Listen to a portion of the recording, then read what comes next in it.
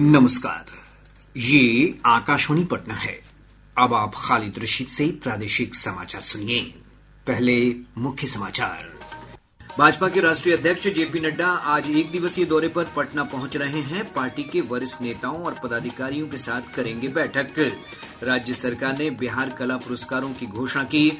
पद्मश्री दुलारी देवी, बउआ देवी और लोक गायिका कल्पना पटवारी तथा भरत शर्मा समेत 52 कलाकार होंगे सम्मानित।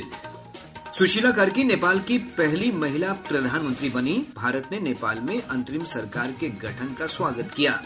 और बिहार लोक सेवा आयोग की 71वीं संयुक्त प्रारंभिक परीक्षा आज। प्रदेश के 912 केंद्रों पर हो रहा है परीक्षा का आयोजन। अब समाचार विस्तार से। भाजपा के राष्ट्रीय अध्यक्ष जेपी नड्डा आज एक दिवसीय दौरे पर पटना पहुंच रहे हैं। पार्टी के प्रदेश अध्यक्ष दिलीप जायसवाल ने बताया कि इस दौरान श्री नड्डा आगामी विधानसभा चुनाव को लेकर वरिष्ठ नेताओं और पदाधिकारियों के साथ उच्च स्तरीय बैठक करेंगे। उनका पार्टी कार्यकर्ताओं से भी संवाद का कार्यक्रम है। बिहार विधानसभा चुनाव को लेकर सरकार ने 50,000 रुपए से अधिक के लेन देन पर निगरानी बढ़ा दी है। राज्य में बैंकों, वित्तीय संस्थाओं, पोस्ट ऑफिस समेत अन्य वित्तीय संस्थानों से 50,000 रुपए से अधिक की राशि निकालने वालों की जांच की जाएगी। केंद्रीय गृह राज्य मंत्री नित्यानंद राय ने कहा है कि केंद्र और बिहार सरकार ने मिलकर प्रदेश में चौतरफा विकास के कार्य किए हैं। औरंगाबाद में एनडीए कार्यकर्ता सम्मेलन सभा को संबोधित करते हुए श्री राय ने कहा कि आगामी विधानसभा चुनाव में एनडीए पूर्ण बहुमत के साथ सरकार बनाएगा। उन्होंने कहा कि आने वाले वर्षों में बिहार का नाम देश के विकसित राज्यों में शामिल होगा। केंद्रीय मंत्री राजीव रंजन सिंह उर्फ ललन सिंह ने कहा है कि प्रधानमंत्री नरेंद्र मोदी 15 सितंबर को पूर्णिया एयरपोर्ट का उद्घाटन करने के साथ ही सीमांचल को कई सौगात देंगे। कटिहार जिले में एनडीए के कार्यकर्ता सम्मेलन को संबोधित करते हुए श्री सिंह ने कहा कि इससे सीमांचल और अंग प्रदेश का चहुमुखी विकास होगा। राज्य के 52 कलाकारों को कला पुरस्कार से सम्मानित किया जाएगा। कला संस्कृति मंत्री मोतीलाल प्रसाद ने बताया कि 3 वित्तीय वर्ष से ये पुरस्कार नहीं दिए जा रहे थे, जिसे इस वर्ष देने की घोषणा की गई है। मंत्री ने कहा कि चित्रा प्रसाद पद्मश्री से सम्मानित दुलारी देवी और बउआ देवी, कल्पना पटवारी, रत्नेश प्रसाद और अशोक विश्वास को राष्ट्रीय पुरस्कार तथा अनिल बिहारी, सुमन कुमार, पद्मश्री निर्मला देवी और सुमन पासवान, भरत सिंह तथा भरत व्यास को लाइफ टाइम अचीवमेंट पुरस्कार से सम्मानित किया जाएगा। पुरस्कार वितरण समारोह 24 सितंबर को आयोजित होगा। उन्होंने कहा कि लाइफ टाइम अचीवमेंट और राष्ट्रीय पुरस्कार प्राप्त करने वाले कलाकारों को 1-1 लाख रुपए, जबकि स्थापित कलाकारों को 51,000 और नए कलाकारों को 25-25 हजार रुपए पुरस्कार स्वरूप दिए जाएंगे। नेपाल के राष्ट्रपति रामचंद्र पौडेल ने नवनियुक्त अंतरिम प्रधानमंत्री सुशीला कार्की की सिफारिश पर संसद के निचले सदन प्रतिनिधि सभा को भंग कर दिया है और अगले साल 5 मार्च को नए संसदीय चुनावों की घोषणा की है। इससे पहले पूर्व मुख्य न्यायाधीश सुशीला कार्की ने कल रात नेपाल की अंतरिम सरकार के प्रधानमंत्री के रूप में शपथ ली। सुशीला कार्की नेपाल की पहली महिला प्रधानमंत्री बनी हैं। इधर भारत ने नेपाल में श्रीमती सुशीला कार्की के नेतृत्व में नई अंतरिम सरकार के गठन का स्वागत किया है। विदेश मंत्रालय ने कहा कि इससे नेपाल में शांति और स्थिरता को बढ़ावा मिलेगा। राजस्व और भूमि सुधार विभाग ने बर्खास्त किए गए विशेष सर्वेक्षण संविदा कर्मियों को सेवा में वापसी का मौका दिया है। विभाग के अपर मुख्य सचिव दीपक कुमार सिंह ने बताया कि संविदा पर नियुक्त विशेष सर्वेक्षण अमीन, कानूनगो, सहायक बंदोबस्त पदाधिकारी और लिपिक काम पर वापस लौटने के लिए विभाग में अपील अभ्यावेदन दे सकते हैं। उन्होंने बताया कि अब तक 54 अभ्यावेदन पर विचार करते हुए उन्हें सेवा में वापस ले लिया गया है। गौरतलब है कि कई बार चेतावनी देने के बाद भी हड़ताल समाप्त नहीं करने वाले 7,000 संविदा कर्मियों को बर्खास्त कर दिया गया था। बिहार लोक सेवा आयोग की 71वीं संयुक्त प्रारंभिक प्रतियोगिता परीक्षा आज आयोजित की जा रही है। परीक्षा का आयोजन 37 जिलों के 912 केंद्रों पर होगा। परीक्षा दोपहर 12 बजे शुरू होकर 2 बजे तक चलेगी। आयोग के अनुसार कदाचार मुक्त परीक्षा आयोजित करने के लिए व्यापक तैयारी की गई है। आयोग ने उम्मीदवारों से समय पर परीक्षा केंद्र पहुंचने को कहा गया है। पूर्वाह्न 11 बजे तक ही परीक्षा केंद्रों में प्रवेश दिया जाएगा।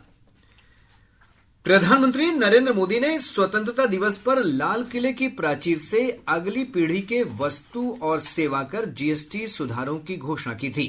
प्रधानमंत्री का सपना 3 सितंबर को जीएसटी परिषद के नागरिकों के जीवन को आसान बनाने के लिए कई क्षेत्रों में कर दरों में कटौती की स्वीकृति से साकार हुआ है। इस क्रम में आज हम खाद्य और स्टेशनरी वस्तुओं की कीमतों को प्रभावित करने वाले सुधारों पर नजर डाल रहे हैं। एक रिपोर्ट।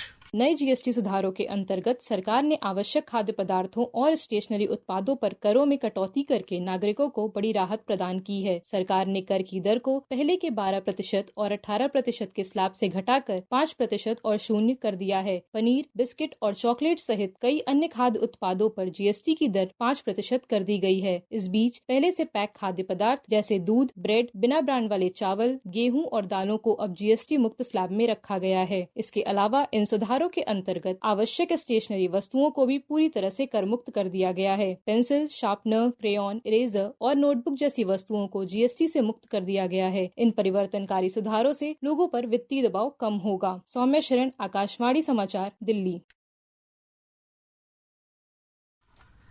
भारतीय राष्ट्रीय भुगतान निगम ने एकीकृत भुगतान इंटरफेस यूपीआई पर व्यक्ति से व्यापारी लेनदेन की सीमा बढ़ाकर 10 लाख रुपए प्रतिदिन कर दी है। यह बदलाव 15 सितंबर से लागू होगा। खरीदारी के लिए बड़े डिजिटल भुगतानों को आसान और अधिक सुरक्षित बनाने के लिए यह बदलाव किए गए हैं। हालांकि व्यक्ति से व्यक्ति हस्तांतरण के लिए सीमा 1 लाख रुपए प्रतिदिन बनी हुई है। प्रादेशिक समाचार आप आकाशवाणी पटना से सुन रहे हैं। ताजा समाचारों के लिए आप हमारे एक्स हैंडल AIR_News_पटना पर जा सकते हैं। प्रदेश में मानसून की सक्रियता से बारिश का सिलसिला जारी है। मौसम विभाग ने आज किशनगंज और अररिया जिले में अति भारी बारिश का ऑरेंज अलर्ट जारी किया है। वहीं पूर्णिया, सुपौल, जमुई और नवादा जिलों के 1 या 2 स्थानों पर भारी बारिश की संभावना है। दिनांक 13 सितंबर 2025 को उत्तर मध्य एवं पूर्व भागों के अनेक स्थानों जबकि शेष भागों के कुछ स्थानों में हल्की से मध्यम वर्षा होने की संभावना है। राज्य के अधिकांश जिलों के 1 या 2 स्थानों में वज्रपात के साथ मेघ गर्जन होने की संभावना है। राज्य के किशनगंज और अररिया जिलों के 1 या 2 स्थानों पर अति भारी वर्षा होने की संभावना है। राज्य के पूर्णिया, सुपौल, जमुई एवं नवादा जिलों के 1 या 2 स्थानों पर भारी वर्षा होने की संभावना है। इधर पिछले 24 घंटों के दौरान किशनगंज जिले के तैयबपुर में सबसे अधिक 68.4 मिलीमीटर बारिश रिकॉर्ड की गई। कृषि विभाग ने शारदीय खरीफ मौसम में उर्वरक की कालाबाजारी और अधिक मूल्य वसूली पर रोक लगाने के लिए अब तक 53 उर्वरक दुकानों के खिलाफ प्राथमिकी दर्ज की है। उप मुख्यमंत्री सह कृषि मंत्री विजय कुमार सिन्हा ने विभागीय समीक्षा बैठक के बाद बताया कि 255 प्रतिष्ठानों के लाइसेंस भी रद्द किए गए हैं। उन्होंने सभी जिला कृषि पदाधिकारियों को जिला और प्रखंड स्तरीय उर्वरक निगरानी समिति की बैठकें नियमित रूप से आयोजित करने के आदेश दिए हैं। इधर खाद्य और उपभोक्ता संरक्षण विभाग ने पिछले 10 दिनों में गड़बड़ी करने वाले 141 जन वितरण प्रणाली दुकानदारों के लाइसेंस रद्द कर दिए हैं। वहीं 91 डीलरों पर प्राथमिकी दर्ज कराई गई है। एनआईए की टीम ने किशनगंज जिले के सदर थाना क्षेत्र में हलीम चौक इलाके से मोस्ट वांटेड अपराधी महबूब आलम नदवी को गिरफ्तार कर लिया। पुलिस अधीक्षक सागर कुमार ने गिरफ्तारी की पुष्टि करते हुए कहा कि महबूब मूल रूप से कटिहार जिले के रामपुर हसनगंज गांव का रहने वाला है। उन्होंने बताया कि महबूब आलम नदवी प्रतिबंधित संगठन popular front of India PFI का सदस्य है। उस पर देश विरोधी गतिविधियों में शामिल रहने का आरोप है। मधुबनी जिले की पॉक्सो अदालत ने एक नाबालिग के अपहरण मामले में आरोपी राजेश कुमार उर्फ पिंटू को 5 वर्ष सश्रम कारावास के साथ 10,000 रुपए जुर्माने की सजा सुनाई है।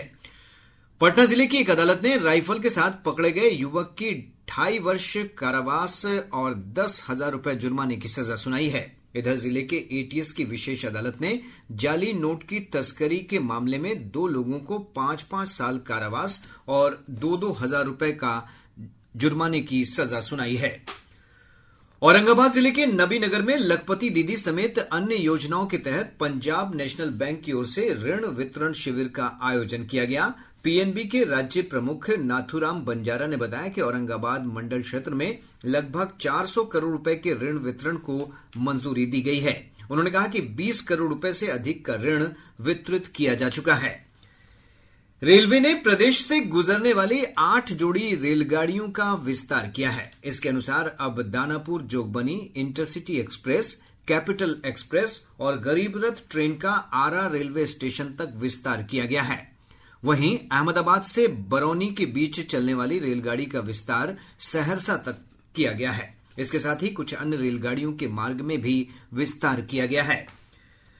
प्रदेश में पहली बार खेलो India NTPC zonal archery tournament का आयोजन किया जा रहा है। बिहार राज्य खेल प्राधिकरण के महानिदेशक सह मुख्य कार्यकारी अधिकारी रविन्द्रन शंकरन ने बताया कि पटना के पाटलिपुत्र खेल परिसर में आयोजित हो रही इस प्रतियोगिता में बिहार, झारखंड, ओडिशा, छत्तीसगढ़, पश्चिम बंगाल और एसपीएसबी, आरएसबी, सीएसईबी के 300 से अधिक प्रतिभागी भाग ले रहे हैं।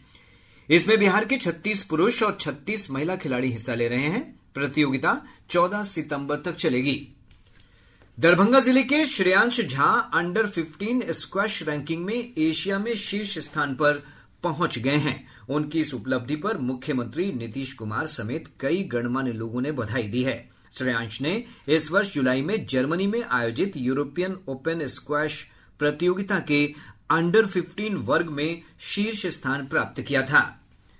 अब पटना से प्रकाशित प्रमुख समाचार पत्रों की सुर्खियां। आज के सभी समाचार पत्रों ने अलग अलग खबरों को प्रमुखता से प्रकाशित किया है। हिन्दुस्तान ने नेपाल में अंतरिम सरकार के गठन पर लिखा है, कार्की नेपाल की अंतरिम पीएम, प्रतिनिधि सभा भंग, 21 मार्च 2026 को होंगे आम चुनाव।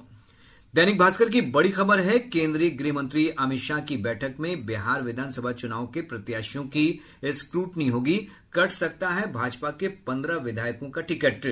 दैनिक जागरण लिखता है, हर गली मोहल्ले में जन औषधि केंद्र, दूरी का मानक खत्म।